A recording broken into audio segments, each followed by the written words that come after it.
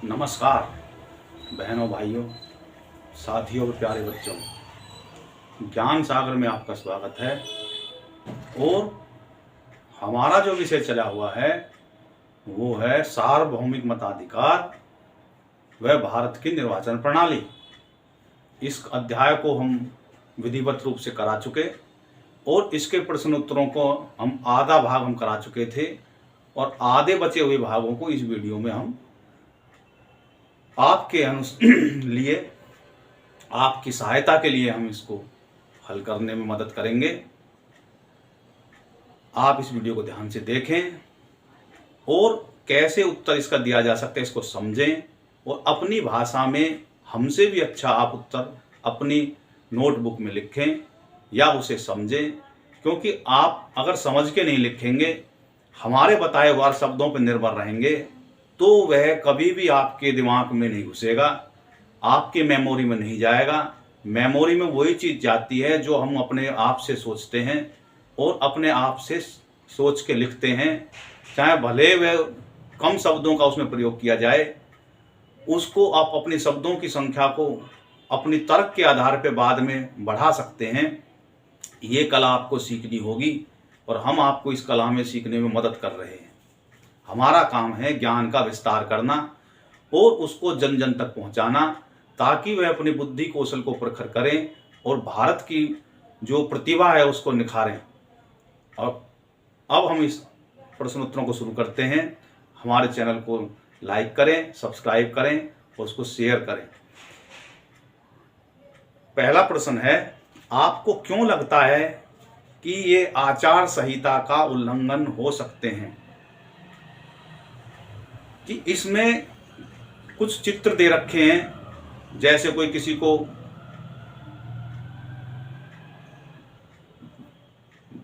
पैसा बांट रहा है या उल्टा सीधा बोल रहा है, या कुछ प्रचार के दौरान कोई कैड़ा नरमी हो जाती है। तो ये कह रहे हैं प्रश्न के इस प्रश्न का सार ये है कि आपको क्यों लगता है कि क्योंकि ये जो किताब है, ये इसमें जो प्रश्न उत्तर बना रखे हैं ये कोई तर्क संगत नहीं है। मतलब एक तरीका होता है किताब में प्रश्न उत्तरों का करने का, ये उसी में ही घुमा फिरा के इस तरीके से करना बच्चे पे बौद्धिक स्तर पे जो है, जिस किसी ने भी ये पुस्तक बनाई है वो ये अपने आप तो ये सोच के चल रहा हो कि मैंने बहुत बढ़िया बना दी, लेकिन सबका दिमाग एक जैसा नहीं होता। जिस प्रपाठी से लोग पढ़ के आगे बढ़ रहे हैं उस प्रपाठी को आप एक साथ बदलने की कोशिश करेंगे तो वो उनको बोझिल लगती है, मज़ा नहीं आता उनको किताब पढ़ने में।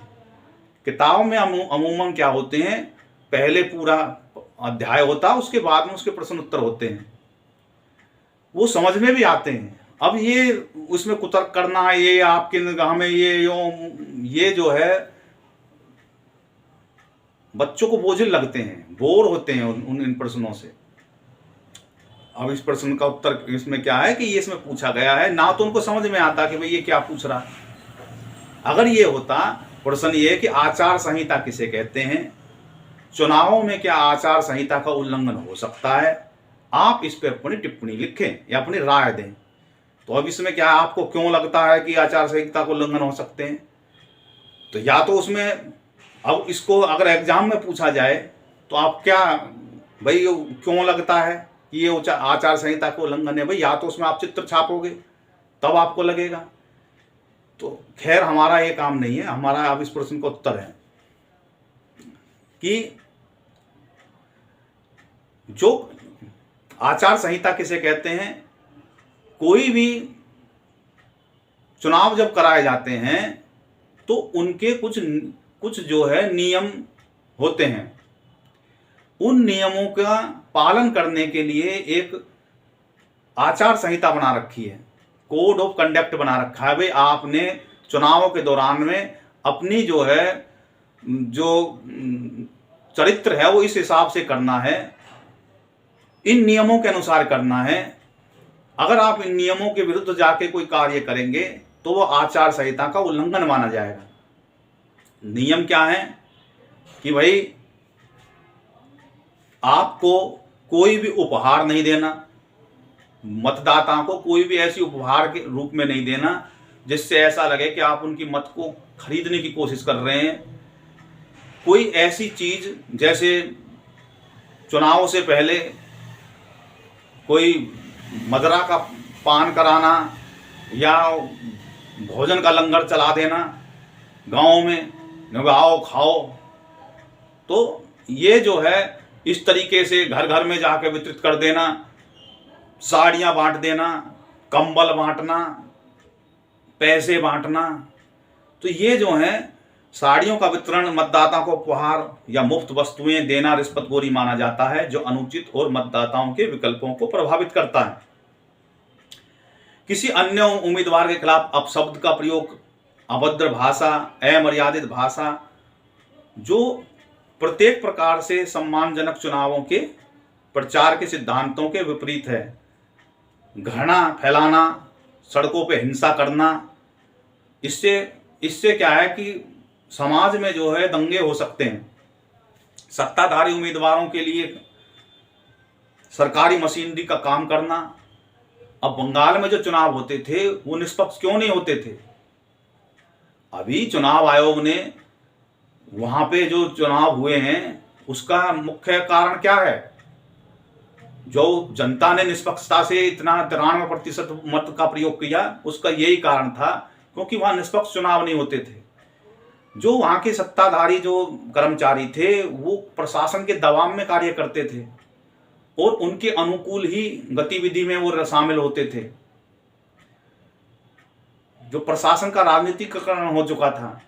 अब चुनाव आयोग ने उन कर्मचारियों को छटनी करी और उनको चुनाव प्रक्रिया से बाहर रखा और उसके बाद में उनके स्थान पर जो अर्ध सैनिक बलों का इस्तेमाल हुआ और कर्मचारी राज्य से बाहर के या केंद्र सरकार के या जो केंद्र सरकार के अन्य उपक्रम हैं उनके कर्मचारियों को वहां पे लगाया और निष्पक्षता बनाए रखी। जनता ने बढ़ चढ़ के हिस्सा लिया और सरकार बदल गई, वरना वो डर के मारे वोट देने के लिए नहीं जाते थे, डराया जाता था। तो ये जो है सत्ताधारी दल के उम्मीदवारों के लिए जो सरकारी कर्मचारी होते हैं वो चुनाव के दौरान सरकारी कर्मचारियों को तटस्थ रहना चाहिए। ये अगर वो तटस्थ नहीं रहते तो ये भी चुनाव उसके आचार संहिता का उल्लंघन माना जाता है। उनको खिलाफ, उन कर्मचारियों के खिलाफ कार्रवाई हो सकती है। उनकी भागीदारी का अनुचित लाभ बढ़ा देती है वो और स्वतंत्र और निष्पक्षता को कमजोर करती है। कार में 500 बंडल बरामद होना और चुनावों के दौरान भारी मात्रा में नकदी ले जाना वोट खरीदने का प्रयास का संकेत देता है और ये अवैध व अनैतिक है। तो इसमें जो है कहानी के हिसाब से इसमें ये प्रश्न का उत्तर है 131 पृष्ठ पे है। ये अगला जो है इसी में ही है कि ये जो ऊपर जो बताई हुई है ये जो प्रथाएं हैं, इसमें और थोड़ा सा रह गया भाग। ये प्रथाएं जो हैं जो ऊपर जो बताई गई हैं जिसमें क्या है कि जनता को कुछ चीज बांटना, सरकारी कर्मचारियों का तटस्थ न रहना और अपशब्द बोलना किसी दूसरे प्रतिभागी के लिए, तो ये जो है चुनाव में और भी उम्मीदवारों को अपशब्द बोलना, किसी विशेष वर्ग के लिए गाली गलौज करना, उनको कोसना, ये सब चीज जो है ये जो ढर्रा जो चला हुआ था पुराना, ये प्रथाएं निष्पक्षता, पारदर्शिता और समानता की भावना के विरुद्ध हैं। उनका पालन चुनाव स्वतंत्र लोकतंत्र के लिए ठीक नहीं है। तो अगला सवाल है कि ये जनरल प्रश्न पूछा गया है आपकी जिज्ञासा के लिए, पृष्ठ 132 पे है। आपके क्षेत्र में अगला चुनाव कब है? क्या ये शहर, क्या ये राज्य, शहरी स्थानीय निकाय या पंचायत का चुनाव है? तो अब हम रह रहे हैं यहाँ हरियाणा में और हमारा जो है यहाँ पे ज्यादातर लोकसभा के चुनाव हो गए, विधानसभा के चुनाव हो गए। अब यहाँ पे जो चुनाव होंगे वो स्थानीय निकाय के चुनाव होंगे। तो आप इस उत्तर में लिखेंगे कि यहाँ पे हमारे क्षेत्र में अगला जो चुनाव होगा, या आप जिस किसी भी राज्य में रहते हो देश के हिस्से में, आप उसके अनुसार अपने बड़ों से पूछ के इसका उत्तर कर सकते हैं। अपने अध्यापक से पूछ सकते हैं कि भाई हमारे क्षेत्र में अगला चुनाव कौन सा होगा। तो यहाँ के क्षेत्र के हिसाब से अगला चुनाव जो है नगर निकाय का होगा। अगला चुनाव है कि आपके निर्वाचन क्षेत्र में के सांसद और विधायक कौन हैं। तो ये प्रश्न भी जनरल है। आप अपने बड़ों से या टीचर से पूछ के इसका उत्तर आप दे सकते हैं, क्योंकि इस प्रश्न के पूरे देश के कंटेंट में देखें तो इसके अलग जो है अलग अलग उत्तर हो सकते हैं। अब मैं यहाँ का उदाहरण दूं तो फरीदाबाद की जो संसदीय क्षेत्र है, यहाँ की जो है वो कृष्णपाल गुर्जर जो हैं, चौधरी कृष्णपाल गुर्जर यहाँ के सांसद हैं। और विधानसभा के हिसाब से देखा जाए तो गौरव गौतम जो हैं वो यहाँ के विधायक हैं। तो इसका आप अपने कॉपी में उत्तर लिख सकते हैं कि क्योंकि जो पलवल विधानसभा जो क्षेत्र है वो लगती है यहाँ की, और यहाँ के विधायक जो हैं, स्थानीय विधायक जो हैं, वो श्री गौरव गौतम हैं। और सांसद के हिसाब से देखा जाए तो फरीदाबाद संसदीय क्षेत्र ये इस क्षेत्र की लगती है। और इनके जो सांसद हैं वो श्री चौधरी कृष्णपाल गुर्जर हैं, जो लगातार तीसरी बार यहां से सांसद बने हैं। और आगे जो है अगला सवाल है कि इनमें से प्रत्येक किस पार्टी से संबंधित हैं। तो इनमें से जो दोनों ही जो सांसद और विधायक जो हैं दोनों भारतीय जनता पार्टी से संबंधित हैं। तो आप कह सकते हैं कि जो है इस प्रश्न का उत्तर लिखने के लिए कि फरीदाबाद संसदीय क्षेत्र के जो सांसद हैं श्री चौधरी कृष्णपाल सिंह गुर्जर, ये जो है भारतीय जनता पार्टी से संबंधित हैं। और जो स्थानीय जो विधायक हैं श्री गौरव गौतम, ये भी भारतीय जनता पार्टी से संबंधित हैं।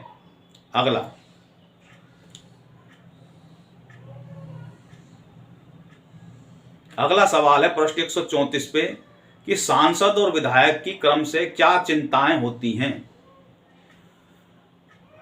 तो इस प्रश्न के भी अनेकों उत्तर हो सकते हैं, लेकिन अगर तार्किक उत्तर दिया जाए तो ये क्षेत्र के हिसाब से है। क्षेत्र के हिसाब से कैसे है? शक्तियां विभाजित हो जाती हैं। जो सांसद जो होता है उसकी जो मूल चिंता होती है वो राष्ट्रीय स्तर की होती है, और जो विधायक होता है उसकी जो चिंताएं होती हैं वो क्षेत्रीय राज्य स्तर की स्थानीय जो समस्याएं होती है उनकी होती है। तो इसी हिसाब से जब उनके कार्य ही अलग अलग हैं तो उनकी चिंताएं भी अलग अलग होंगी।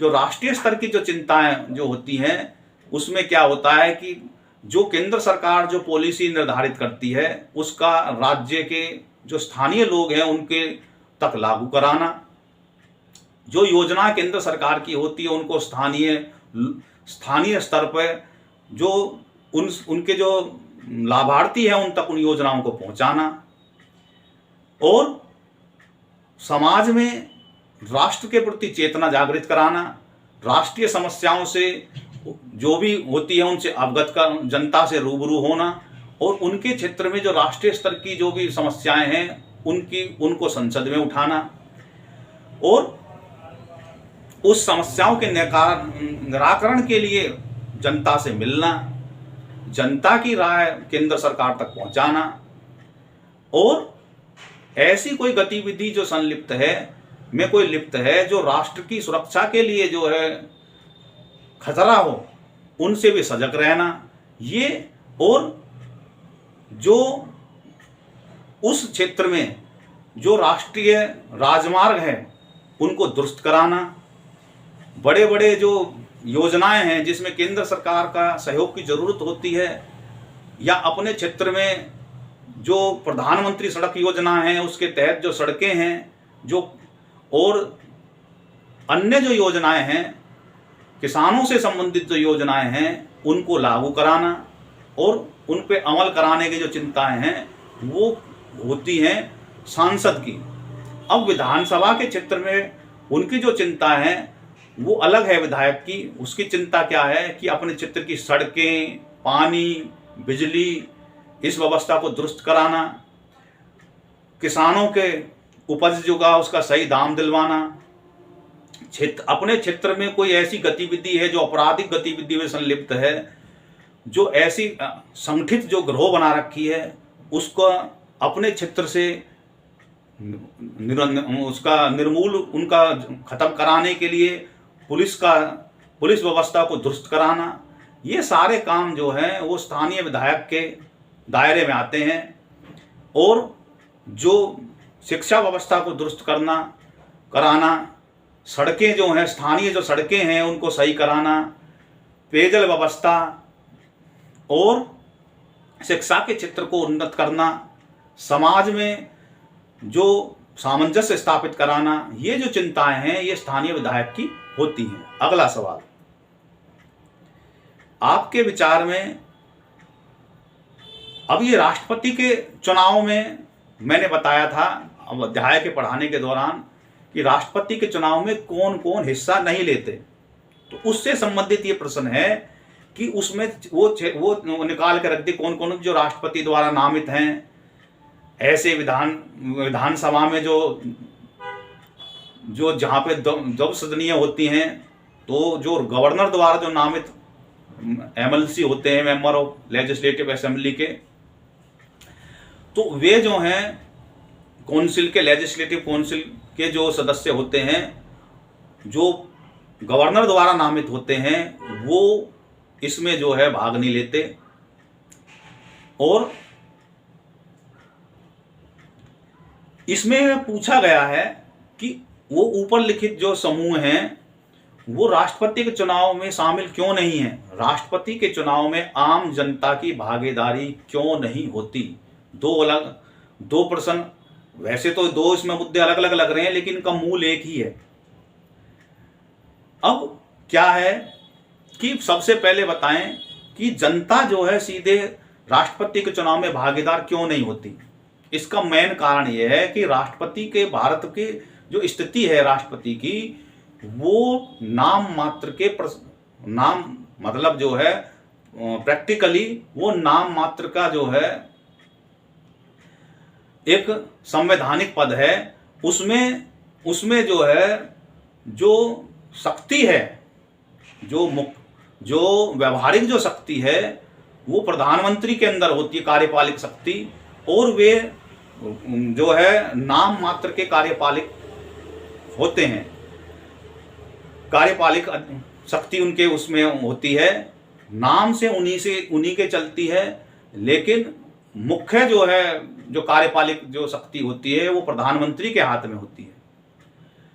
अगर दोनों को सीधे जनता के द्वारा चुना दिया जाएगा तो उनकी स्थिति में टकराव की स्थिति हो सकती है कि मेरा दायरा कौन सा है।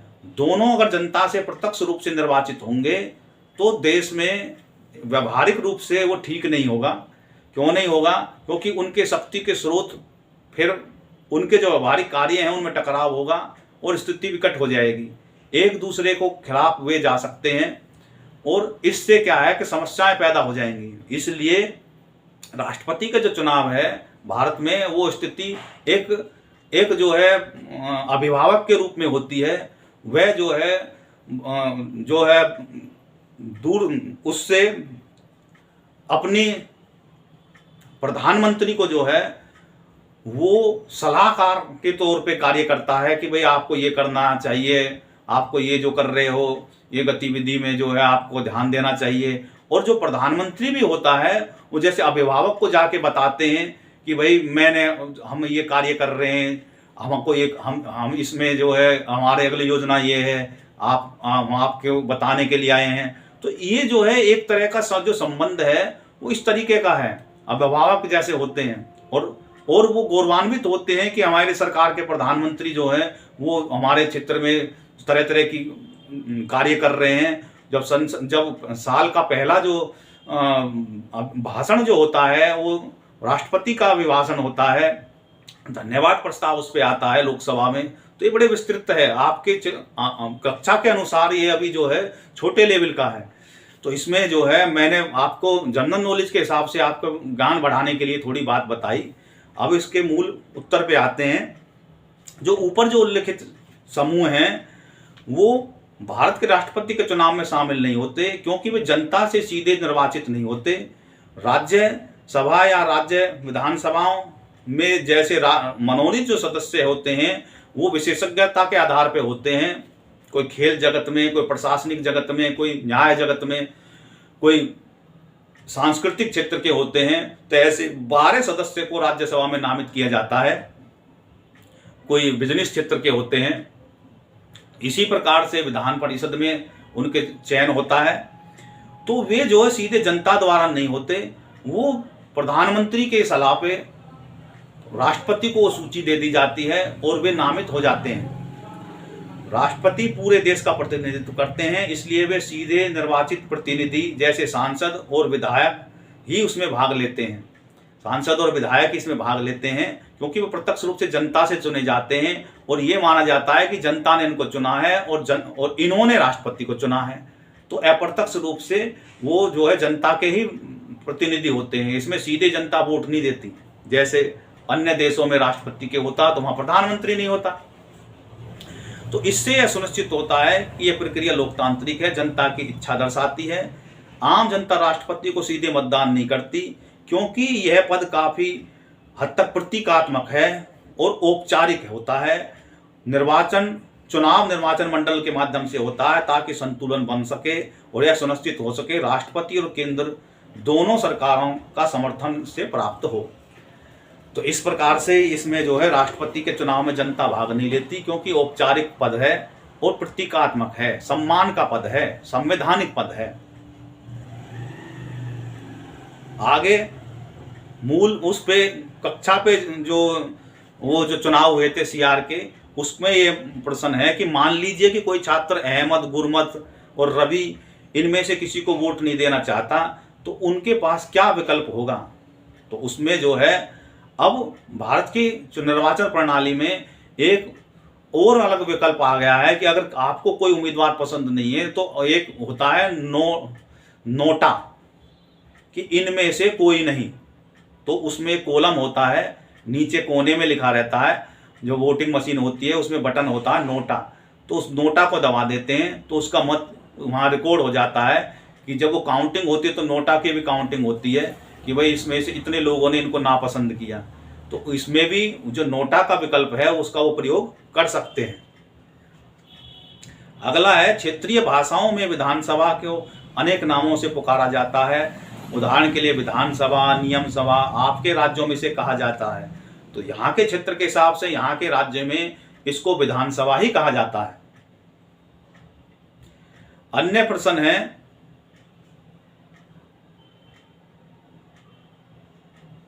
प्रश्न 138 में स्वस्थ लोकतंत्र के लिए सार्वभौमिक वयस्क मताधिकार क्यों महत्वपूर्ण है।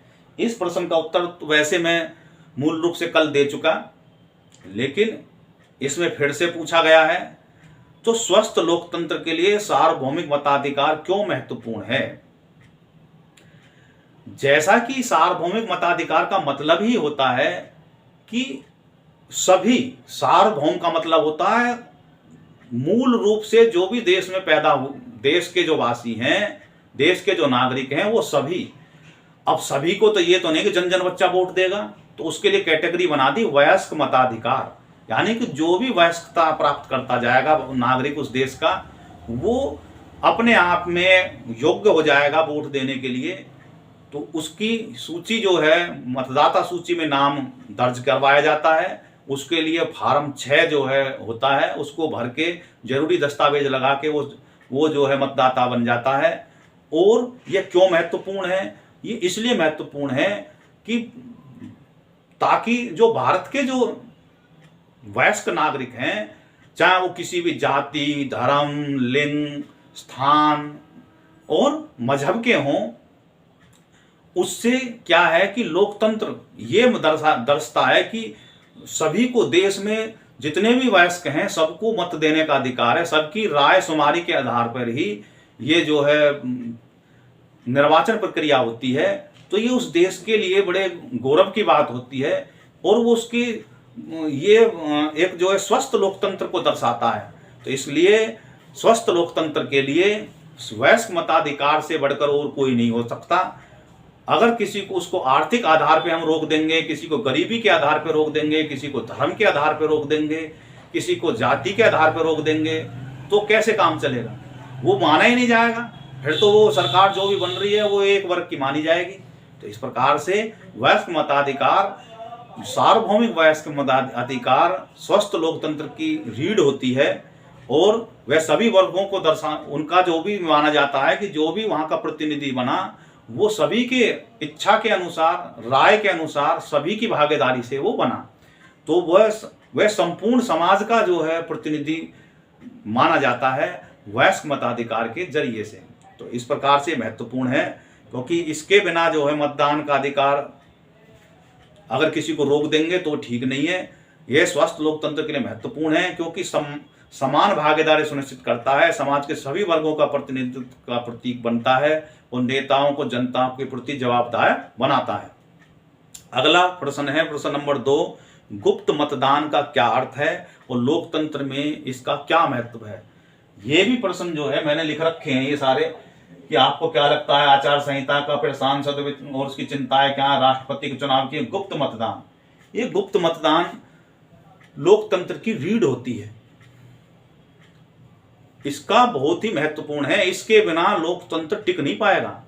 अगर ये पता पड़ जाए कि मुझे किसने वोट दी है और किसने वोट नहीं दी है, या जब वोट पड़ रही होती है उस दौरान, क्योंकि सारा सिस्टम होता है, और ये पता पड़ जाए कि इस आदमी ने किससे वोट दी है, तो उसकी जिस व्यक्ति जो वोट दे के आया है उसकी सुरक्षा को दृष्टि में वो ठीक नहीं होगा। ये जो है उसके प्रति लोग दुर्भावना रखने लगेंगे और अपनी राय ये मान लेंगे कि भाई ये फलाने का समर्थक है। तो उसकी सुरक्षा के लिए भविष्य में चिंता की स्थिति विकट हो जाएगी अगर ये उन पर चिन्हित हो जाएगा, और वो वोट भी देने के लिए नहीं जाएगा डर के मारे। इसलिए अगर उसको ये जाहिर कर दिया जाए कि ये वोट किसको देने के लिए जा रहा, तो उसमें तरह तरह की रुकावटें डालेंगे, है उसको जो है परेशानी करेंगे। तो इसलिए जो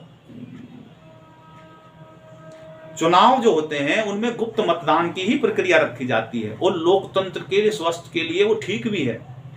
पहले जो चुनाव होते थे प्रत्यक्ष रूप से हाथ उठा के कराए जाते थे, हाँ जी मैं इसको तैयार हूँ, तो उसमें क्या है वो छोटे लेवल का था, और उसमें भी क्या होता है कि सामने वाले व्यक्ति को यार इसने मुझे जो है देखो भाई मेरे खिलाफ इसने कहा। तो कोई भी पंच परमेश्वर भी होते हैं, वो 5 भी वे होते हैं, तो वो भी एक कोने में जाकर राय शुमारी करते हैं और गुप्त रूप से अपना मत प्रकट करते हैं कि भाई देखो जो है ऐसे ऐसे है, तो अपना वो निर्णय सुनाते हैं। इसी प्रकार से जो लोकतंत्र में भी गुप्त मतदान का मतलब ये होता है कि चुनाव की प्रक्रिया के दौरान किसने किसको मत दिया, इसको गुप्त रखा जाता है, और ये लोकतंत्र के लिए बहुत अच्छा है। गुप्त मतदान का मतलब है निजी तौर पर मतदान करना, निजी तौर से, यानी कि पर्सनल, ढिंढोरा पीट के नहीं, ताकि किसी को पता न चले कि किसी व्यक्ति ने किसी वोट दिया। लोकतंत्र में इसका महत्व यह है कि मतदाताओं को दबाव और धमकियों से बचाता है और लोगों को बिना डर और प्रभाव के मतदान करने की अनुमति देना स्वतंत्र और निष्पक्षता सुनिश्चित करता है। तो इस प्रकार से जो है बहुत जरूरी होता है, इसके बिना लोकतंत्र टिक नहीं पाएगा। अगला है प्रत्यक्ष और अप्रत्यक्ष चुनाव को उदाहरण दीजिए। तो मैंने बताया था पहले ही कि 2 तरह से चुनाव होते हैं, प्रत्यक्ष और अप्रत्यक्ष। प्रत्यक्ष चुनाव तो वो होते हैं जिसमें जनता सीधे डायरेक्ट वोट देती है, जनता का मतलब है तो भारत जो भी देश के नागरिक थे वो सीधे मतदान करते हैं। तो ये कौन कौन से होते हैं चुनाव? ये जो चुनाव होते हैं उदाहरण के तौर पे जैसे लोकसभा का, विधानसभा का, ग्राम पंचायत का, नगर निकाय का, और भी अन्य जो चुनाव होते हैं जो इसी तरह के, वो जो हैं स्कूल में छात्र प्रतिनिधि का, ये जो चुनाव होते हैं ये प्रत्यक्ष होते हैं। अब अप्रत्यक्ष चुनाव कौन से होते हैं? जिसमें नागरिक सीधे वोट नहीं देते बल्कि उनके स्थान पे उनके प्रतिनिधि वोट देते हैं। जैसे राज्यसभा का, विधान परिषद का, राष्ट्रपति का, ये जो चुनाव होते हैं ये अप्रत्यक्ष चुनाव होते हैं। अगला सवाल, अगला प्रश्न है लोकसभा और राज्यसभा के चुनाव किस प्रकार भिन्न हैं? अब जैसे ये इसका जो ऊपर जो सवाल पूछा गया इसका ये सीधा उदाहरण है। लोकसभा और राज्यसभा के चुनाव किस प्रकार से भिन्न है? लोकसभा सदस्य का चुनाव प्रत्यक्ष चुनाव की प्रक्रिया के द्वारा होता है। कोई भी 18 वर्ष से अधिक उम्र की आयु का जो नागरिक है अपने निर्वाचन क्षेत्र में अपने प्रतिनिधि का सीधा मतदान करते हैं। सबसे अधिक वोट देने वाला जो होता है उसमें जो भी चुनाव होता है उसमें सबसे ज्यादा मत जिसको वोट जिसको मिले वो निर्वाचित घोषित होकर सांसद बनता है। दूसरी ओर राज्यसभा का जो सदस्यों का चुनाव है अप्रत्यक्ष चुनाव द्वारा होता है और चुनाव राज्य विधानसभाओं के विधायकों द्वारा किया जाता है, न कि जनता के द्वारा। समाज में उनके विशेष योगदान के लिए कुछ सदस्य राष्ट्रपति द्वारा भी मनोनीत भी होते हैं। 12 सदस्य राष्ट्रपति द्वारा मनोनीत भी होते हैं और बाकी जो निर्वाचित जो होते हैं वो उस राज्य के विधानसभा के सदस्यों द्वारा होते हैं। अगला है प्रश्न नंबर 5, आपकी राय में मतपत्रों की तुलना में इलेक्ट्रॉनिक वोटिंग मशीन यानी ईवीएम के क्या फायदे हैं? तो इसके जो है आप अपने तर्क के हिसाब से उत्तर दे सकते हैं, इसमें आपने बड़ों का मदद ले सकते हैं। तो इसमें क्या है, मतपत्रों की तुलना में इलेक्ट्रॉनिक वोटिंग मशीन के निम्नलिखित फायदे हैं। फायदे नंबर 1 क्या है कि तेज गति, यानी कि इसमें गिनती जो होती है वो बड़ी तीव्रता से होती है और इसके कारण से परिणाम शीघ्र घोषित हो सकते हैं। किफायती भी है, इसमें कागज की बचत होती है, छपाई, परिवहन आदि की जो है पहले वो प्रिंटिंग प्रेस में जाएंगे, फिर वहां से ढूके एक गोदाम में जाएंगे, उसके बाद में गोदाम से जो है वो गुप्त रूप से रखे जाते हैं और उसके बाद में वो जो है बूथों पे जिले लेवल पे जाते हैं, फिर बूथ पे जाते हैं, यानी कि हर दौरान की जो प्रक्रिया है वो सीधी। अब इसमें क्या है, स्ट्रॉन्ग रूम होता है वहां पे रखी रहती है, वहां से सीधे जो है वो उनकी जांच पड़ताल होने के बाद में सीधे बूथों तक पहुंच जाती हैं। तो परिवहन से बचता है। पुनः प्रयोग, अब उसमें क्या है कि एक बार मतपत्र का प्रयोग हो गया तो दोबारा ही छपेंगे वो, तो बार बार प्रिंटिंग की समस्या, बार बार कागज छपवाने की समस्या, तो इससे क्या है पर्यावरण को नुकसान पहुंचता है। तो इसमें जो है ईवीएम का क्या, एक बार मशीन बन गई तो वो जो है जब तक उसके अंदर के जो पुर्जे कल पुर्जे की जो होते हैं वो उनमें अगर कोई गड़बड़ हो जाती है तो वो दुरुस्त कर दिए जाते हैं, वरना एक बार मशीन बन गई तो निरंतर सालों साल तक उनका उपयोग किया जा सकता है। तो ईवीएम का कई बार उपयोग किया जा सकता है, केवल आवश्यकतानुसार उसकी कैलिब्रेट करने होता है। अगला जो है त्रुटि कम करना। अब इसमें क्या है, जो मानवीय जो वोट डालते हैं उसमें जो भी ठप्पा लगाया जो जाता है उसको उसके खाने पे लगा नहीं, बाहर लग गया, उसको मोड़ते हैं तो स्याही लग जाती है। तो उससे क्या होता है कि जब गिनती होती थी तो वो जो मतपत्र होते थे वो कैंसिल माने जाते थे, तो उससे क्या बेईमानी भी होती थी कि भाई मेरा कैंसिल नहीं है, वे वो चुनाव में मतलब जो मुकदमेबाजी ही होती रहती थी। अब इससे क्या है कि मुकदमेबाजी का अंत हो गया, कोई त्रुटि नहीं है, जिसने वोट डाली जहां डाली वहां वहीं पड़ गई। तो क्या है, इसमें मानवीय त्रुटि की कम होती है, पर्यावरण के अनुकूल है, इसमें कागज की आवश्यकता नहीं होती, इसलिए पेड़ों की कटाई से बचत होती है और धोखाधड़ी से बचा, अमान्य छेड़छाड़ और वोटों की संभावना नहीं होती। उसमें क्या है कि इसमें जो है वोटों की गड़बड़ बहुत कम होती है कि उसमें क्या मतपत्रों में पानी डाल देना, लूट के भाग जाना। तो ये क्या है कि ये प्रैक्टिकली व्यवहारिक बूथ कैप्चरिंग के लिए नहीं है, क्योंकि एक बार में एक ही वोट डलती है, इसमें बटन द्वारा दबेगा जब ही होगी। उसमें क्या था कि मतपत्र छीले ठप ठप ठप मार के उसमें डाल दिए मत पेटी में, तो ऐसा इसमें नहीं है। तो ये इसके लाभ हैं। अगला है प्रश्न, भारत में के कुछ शहरी क्षेत्रों में मतदान प्रतिशत घट रहा है, इसकी प्रवृत्ति का कारण क्या हो सकते हैं? अधिक मतदान करने के लिए प्रोत्साहन के लिए क्या कदम उठा सकते हैं? तो ये बिल्कुल ठीक है कि भारत के जो शहरी मतदान का प्रतिशत घटता है और ग्रामीण क्षेत्रों में मतदान उनके तुलना में ज़्यादा होते हैं। तो ये प्रवृत्ति जो क्या है, शहरी क्षेत्र में क्या होते हैं कि वो बात तो ज़्यादा बनाते हैं, ज्ञान ज़्यादा फेंकते हैं, लेकिन प्रैक्टिकली करने के लिए चलते नहीं हैं। अरे बहुत ज़्यादा धूप पड़ रही है, अरे मैं तो बीमार हो जाऊंगा, मेरा क्या है, अरे बहुत दूर है, मेरे पास टाइम नहीं है। ये इस तरह की जो है वो हवाई बातें करते हैं।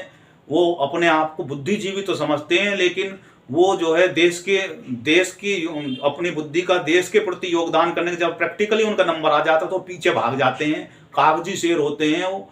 इस तरीके की प्रवृत्ति वाले जो लोग हैं, कुछ व्यापारी वर्ग के होते हैं, वो अपनी दुकान छोड़ के, थले को छोड़ के जाना नहीं चाहते। अरे हमें क्या पड़ी है, हमारे तो दुकान का है, हमारा तो मैटर है। जबकि उस दिन सरकार का ये होता है कि सभी अपने कार्यक्रम को बंद करते, पूरे शहर में छुट्टी की घोषणा कर दी जाती है, उसके बावजूद भी वो दुकान खोल के बैठे रहते हैं और जानबूझ के नहीं जाते।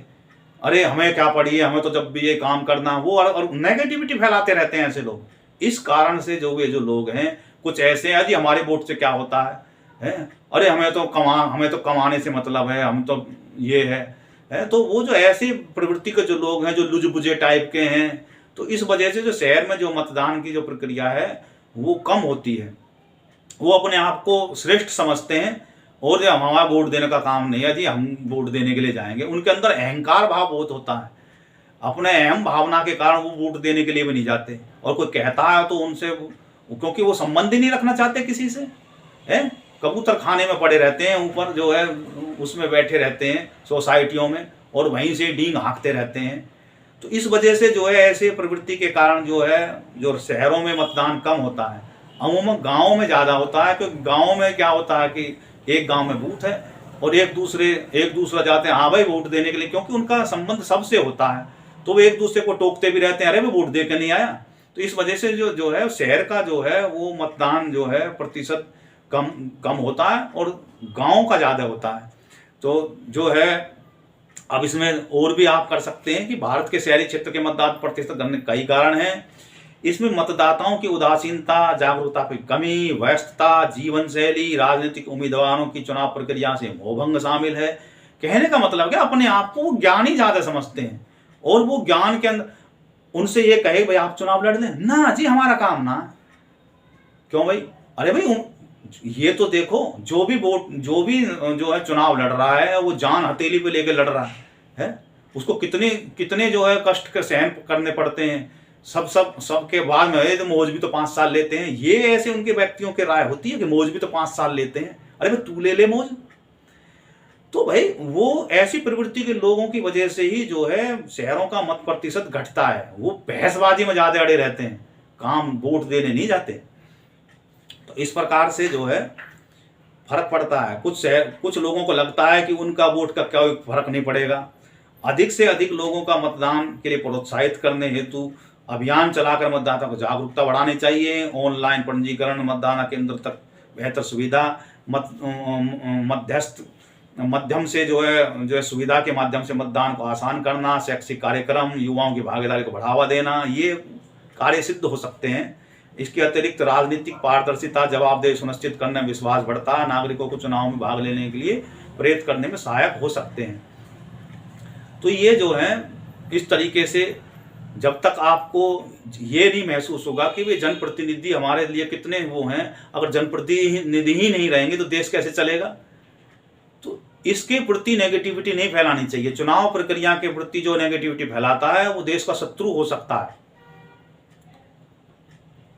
ऐसे व्यक्ति ही शहरी नक्सली कहलाते हैं। आपके विचार में लोकसभा में अनुसूचित जाति, अनुसूचित जनजाति कुछ सीटें आरक्षित क्यों हैं, इसमें संक्षिप्त टिप्पणी लिखिए। अब देखिए ये बड़ा राजनीतिक मुद्दा है, इसके अलग अलग प्रश्न के उत्तर हो सकते हैं। मूल रूप से क्या था कि क्योंकि हमारा काम निष्पक्षता से जवाब देना है। जब संसद में संविधान बन रहा था तो उस दौरान सभी की राय शुमारी ये थी कि वे देखो, क्योंकि हमारा देश अब अपने पैरों पर खड़ा हो रहा है।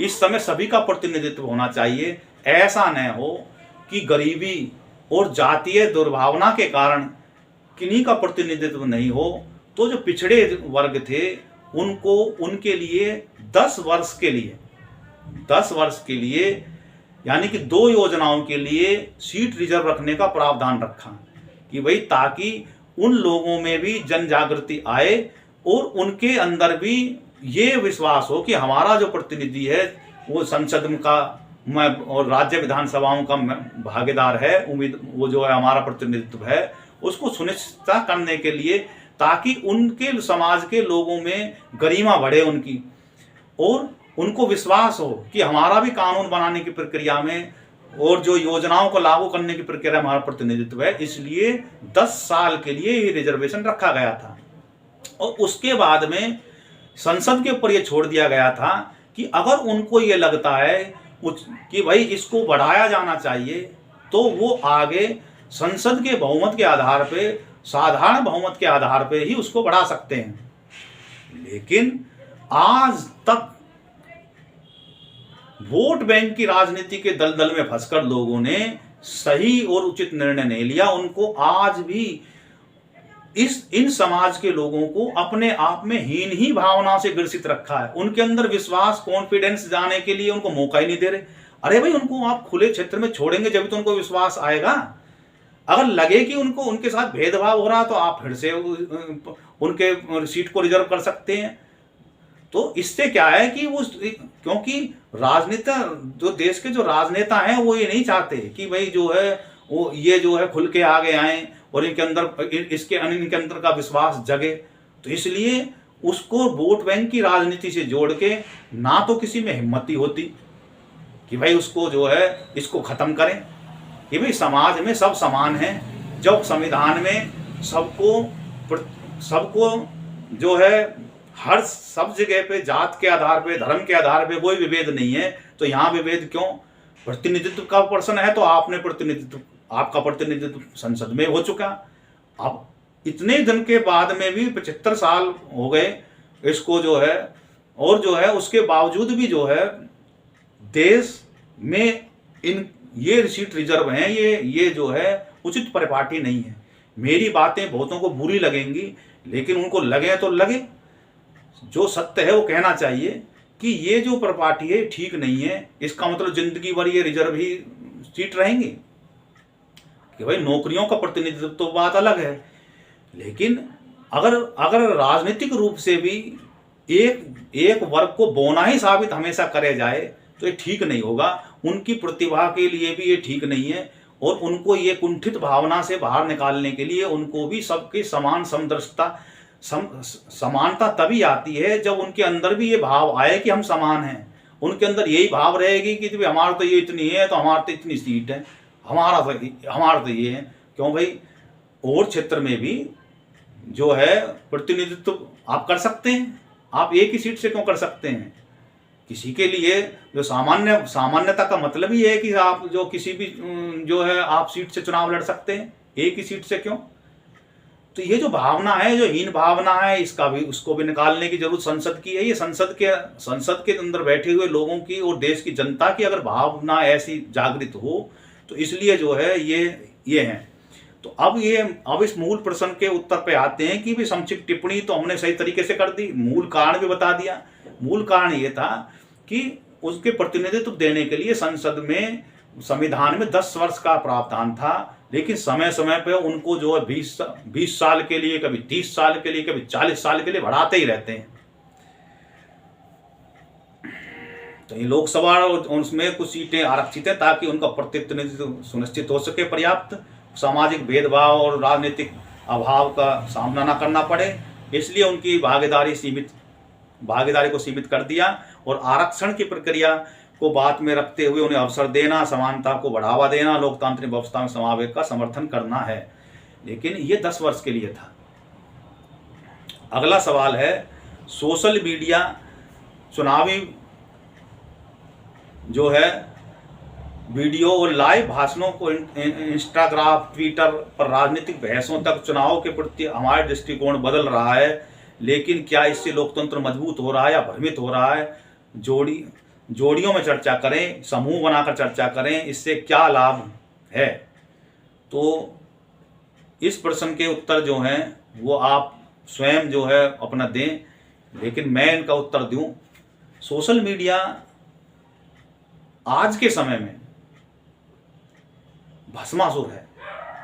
ये मैं क्यों कह रहा हूं कि सोशल मीडिया लोगों के दिमाग को सीधा प्रभावित करने की प्रक्रिया में आजकल लग चुका है, और बगैर ये जाने सच्चाई कि भी क्या सही है क्या गलत है, वो एक साथ लोगों के भावों को नियंत्रित करने की प्रक्रिया में शामिल हो जाते हैं। तो ये जो सोशल मीडिया पे जो लाइव भाषण और इंस्टाग्राम जो है ट्विटर पर बहसबाजी और उसके बाद में वीडियो डाल देना, ये इससे क्या है कि जो लाइव है वो तो लाइव है, अलग चमकता है, लेकिन जो उसमें कंटेंट डालते हैं बहसबाजी के उसके, ये जो है चुनावों के प्रति दृष्टिकोण को बदलते हैं। ये सीधे सीधे मतदाताओं के अंदर की जो भावनाओं को झंझोड़ते हैं, और इनके दोनों तरीके से इसके सकारात्मक भी नकारात्मक भी परिणाम होते हैं, और समाज पे सीधे इस पे हस्तक्षेप होते हैं। इसलिए चुनाव आयोग की भी इन पे नजर रहती है, और इसमें कोई ऐसे कंटेंट आते हैं तो उनको तुरंत उसको हटाने की प्रक्रिया भी होती है, और कानूनी कार्रवाई भी होती है। इससे क्या लोकतंत्र मजबूत भी होता है, और अगर इसका दुरुपयोग किया जाए और झूठे प्रचार भ्रामक प्रचार करके इनको जो है झूठी रिपोर्ट, बनावटी कहानी, बनावटी वीडियो और सब कुछ बनावटी नजर आता है, और लाइव प्रसारित करके दिखाते हैं, देखिए जी ऐसे हो रहा है। अब उसमें छोटे लेवल का है, छोटा उसका स्क्रीन होता है, और उसकी जो वीडियो होती है किसी को क्या पता कि किस भावना से वो वीडियो बनाई जा रही है। तो इससे क्या है कि लोकतंत्र में मतलब लोगों को जो है एक तरह के झुकाव देने के लिए इनका प्रयोग किया जाता है। जो भी कंपनी होती है वो दूर बैठी हुई उसको जो है वो प्रायोजित करती है, और वहीं से बैठे बैठे चुनाव को प्रभावित करते हैं, झूठी सांची रिपोर्ट को प्रकाशित करते हैं। विदेश में बैठे हुए लोग भी इसको हैंडल कर सकते हैं, तो ये चुनाव की प्रक्रिया को बुनियादी रूप से प्रभावित करते हैं। तो इसलिए इस पे चुनाव आयोग की नज़र भी रहती है, और जो है सरकार की और नागरिकों को भी इस पे ध्यान देना चाहिए कि इसमें जो कंटेंट दिखाए जा रहे हैं क्या वाकई में सही हैं। सीधा निर्णय नहीं लेना चाहिए। अगला है डिजिटल युग में, अब वैसे तो कुछ प्रश्न रह रहे हैं लेकिन वीडियो हमारी लंबी होती जा रही है, तो अगले जो बचे हुए सवालों के जो जवाब हैं वो अगली वीडियो में देंगे। इस वीडियो को आप ध्यान से देखें, हमारी बातों को समझें, और हमारे कोई जो विचार आपको सही ना लगे हों तो उसके लिए हम क्षमा प्रार्थी भी हैं, क्योंकि सत्य कभी कड़वा भी हो सकता है। इसलिए भारत माता की जय। जय हिंद, जय भारत।